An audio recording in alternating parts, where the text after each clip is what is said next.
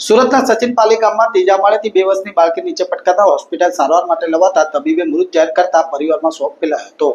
સુરતમાં ફરી માતા પિતા માટે લાલબત્તી સમાન કિસ્સો બન્યો છે, જેમાં સચિન પાલી ગામમાં આવેલા ન્યૂ કૈલાસ નગરમાં રહેતા અરુણ ચૌહાણની 2 વર્ષની બાળકી ત્રીજા માળેથી નીચે પટકાતા મોતને પેટી હોવાના સમાચાર સ્થાનિકોમાં ફેલાયા હતા.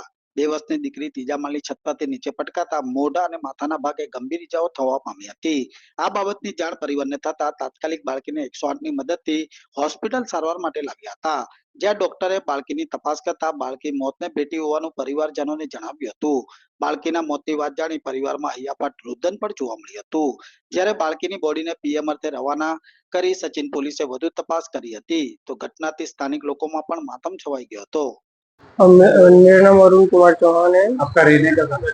मैं उत्तर प्रदेश का रहने वाला हूँ। सूरत में कहाँ पे रहते हैं? सूरत में 472 नंबर न्यू कैलाश नगर में।